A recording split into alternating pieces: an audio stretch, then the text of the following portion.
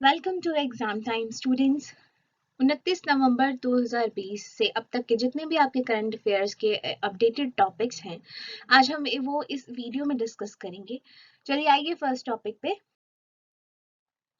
जलवायु संबंधी कार्रवाई से संबंधित India climate change knowledge portal एकल बिंदु सूचना स्रोत का शुभारंभ। केंद्रीय पर्यावरण, वन और जलवायु परिवर्तन मंत्री श्री प्रकाश जावड़ेकर ने आज India climate change knowledge portal का शुभ आरंभ किया। ये आपका अब क्वेश्चन बन जाता है कि श्री प्रकाश जावड़ेकर ने किस पोर्टल का आरंभ किया है।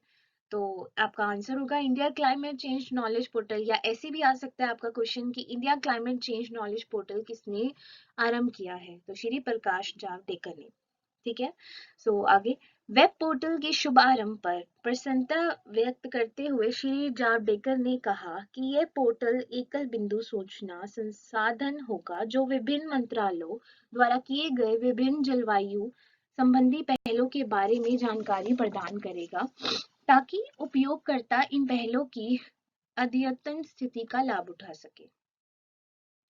भारत ने 2020 पूर्व जलवायु संबंधी कार्रवाई से जुड़े अपने लक्ष्यों को हासिल कर लिया है, श्री प्रकाश जावड़ेकर ने ये बात कही है। श्री जावड़ेकर ने इस आभासी कार्यक्रम के दौरान यह जानकारी दी कि भारत ने व्यवहारिक रूप से 2020 पूर्व के जलवायु संबंधी कार्रवाई से जुड़े अपने लक्ष्यों को हासिल कर लिया है। उन्होंने कहा कि भले ही ऐतिहासिक रूप से भारत उत्सर्जन के लिए जिम्मेदार नहीं है, लेकिन प्रधानमंत्री श्री नरेंद्र मोदी के नेतृत्व में भारत जलवायु संबंधी कार्रवाई के संबंध में दुनिया का नेतृत्व कर रहा है। यह पोर्टल क्षेत्रवार अनुकूलन और शमन के उन कदमों को इंगित करता है जो विभिन्न मंत्रालयों द्वारा एक स्थान पर अद्यतन जानकारी सहित उनके कार्यान्वयन के लिए उठाया जा रहा है। यह नॉलेज पोर्टल नागरिकों के बीच सरकार द्वारा जलवायु परिवर्तन की समस्याओं को संबोधित करने के लिए राष्ट्रीय और अंतर्राष्ट्रीय दोनों स्तरों पर उठाए जा रहे हैं सभी प्रमुख कदमों के बारे में जानकारी का प्रसार करने में मदद करेगा। अब ये 8 पॉइंट्स काफी इंपॉर्टेंट है, क्योंकि आपके आठों के आठों क्वेश्चंस बन के आ सकते हैं किसी भी तरीके से मोल्ड होके। आप प्लीज ध्यान से सुनिएगा सारे। इस नॉलेज पोर्टल में शामिल 8 प्रमुख घटक हैं। पहला, भारत की जलवायु प्रोफाइल। दूसरा, राष्ट्रीय नीति फ्रेमवर्क। तीसरा, भारत का एनडीसी लक्ष्य। चौथा, अनुकूलन संबंधी कार्रवाई। पांचवा, शमन संबंधी कार्रवाई। छठा, द्विपक्षीय और बहुपक्षीय सहयोग। सातवां, अंतरराष्ट्रीय जलवायु वार्ता। आठवां, रिपोर्ट और प्रकाशन। चलिए आइए नेक्स्ट पे।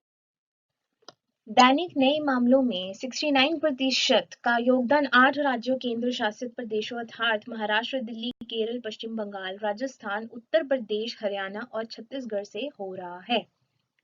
काफी इंपॉर्टेंट है आपका ये टॉपिक, प्लीज ध्यान से सुनिएगा। चलिए आइए नेक्स्ट स्लाइड पे। भारत में सक्रिय मामलों की संख्या आज 4,54,940 रही है। भारत की कुल पुष्टि वाले मामलों में सक्रिय मामलों का वर्तमान योगदान 4.87% है। देश में पिछले 24 घंटों में कोविड के 41,322 नए मामलों की पुष्टि की गई है। दैनिक नए मामलों के 69.04% का योगदान 8 राज्यों केंद्र शासित प्रदेशों अर्थात महाराष्ट्र, दिल्ली, केरल, पश्चिम बंगाल, राजस्थान, उत्तर प्रदेश, हरियाणा और छत्तीसगढ़ द्वारा किया गया है। महाराष्ट्र 6,185 नए कोविड मामलों के साथ शीर्ष पर है। दिल्ली में 5,482 मामले दर्ज किए गए हैं, जबकि इसके बाद केरल में 3,966 नए मामले दर्ज किए गए हैं। अब आपके आगे ये ग्राफ है, आप लोग इसे ध्यान से देखिए। सबसे ज्यादा cases 69% of new cases in the 8 state and UTs. आपका केसेस इन लास्ट 24 आवर्स में है। सबसे ज्यादा महाराष्ट्र में है 6,185, फिर दिल्ली में 5,482, केरला में 3,966, फिर वेस्ट बंगाल, फिर राजस्थान, उत्तर प्रदेश, हरियाणा, छत्तीसगढ़। चलिए आइए प्रति 10 लाख जनसंख्या पर जांच के आंकड़े ने 1 लाख को पार किया है। प्रति 10 लाख आबादी पर जांच ने आज 1 लाख का आंकड़ा पार कर लिया है। भारत में प्रति 10 लाख जनसंख्या पर जांच की स्थिति 1,159.7 है। आप इसमें भी वॉल्यूम देख सकते हैं 29 से लेकर 28 नवंबर में कहां तक पार कर गया है। इंडिया ट्रैजेक्टरी टेस्ट पर million population cross 1 lakh mark. चलिए आइए आगे। 23 राज्यों संघ शासित प्रदेशों राष्ट्रीय औसत की तुलना में प्रति 10 लाख जनसंख्या पर जांच के बेहतर परिणाम। पिछले 24 घंटे में की गई 11,57,605 जांच के साथ संचयी जांच 13.82 करोड़ मतलब 13,82,20,354 है। जांच के मामलों में निरंतर की जा रही प्रगति ने कुल मामलों के तेजी से सामने आने में महत्वपूर्ण भूमिका निभाई है। देश में 1,175 सरकारी प्रयोगशालाओं और 986 निजी प्रयोगशालाओं में सहित 2,161 जांच प्रयोगशालाओं के साथ दैनिक जांच क्षमता में पर्याप्त रूप से वृद्धि हुई है। 23 राज्यों संघ शासित प्रदेशों राष्ट्रीय औसत की तुलना में प्रति 10 लाख जनसंख्या पर जांच के बेहतर परिणाम है। 23 states UT have better test per million than national average। अब आप देख पा रहे हैं कम से सबसे ज्यादा है, जो सबसे कम है वो है इंडिया और सबसे ज्यादा जहाँ पे हम नंबर आ रहे हैं दिल्ली। इंडिया में है 1,159 और दिल्ली में है 3,30,201। इंडिया के बाद Punjab, Gujarat, Bihar, Tripura, Telangana, Mizoram, Uttarakhand, Haryana, Chandigarh, Manipur, Odisha, Jammu and Kashmir, Assam, Kerala, Daman and Diu and then Tamil Nadu, Karnataka, Puducherry, Andhra Pradesh, Andaman and Nicobar island, Goa, Ladakh और लास्ट में दिल्ली।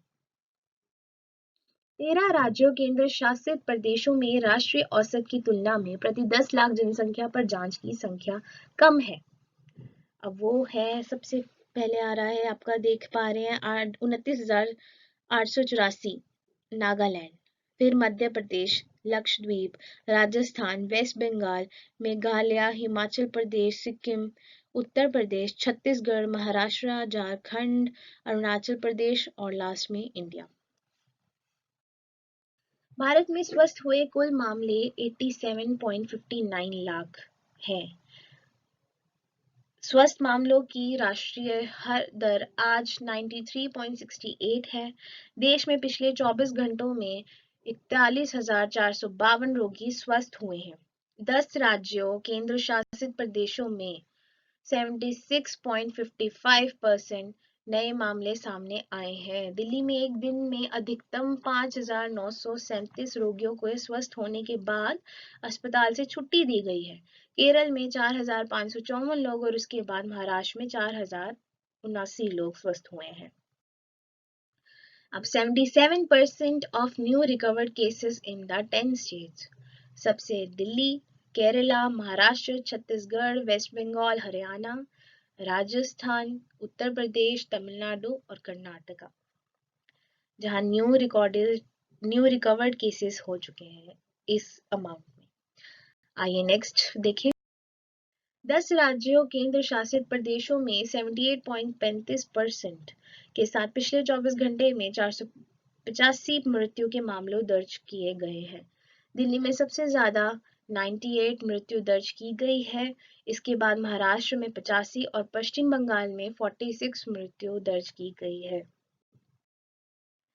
अब आप ये लास्ट ग्राफ देख पा रहे हैं 78% of new deaths in the 10 state. Delhi में सबसे ज्यादा 98, महाराष्ट्र में उसके बाद 85, वेस्ट बंगाल 46, हरियाणा 29, पंजाब 27, केरला 23, उत्तर प्रदेश 23, राजस्थान 18, गुजरात 16, मध्य प्रदेश 15।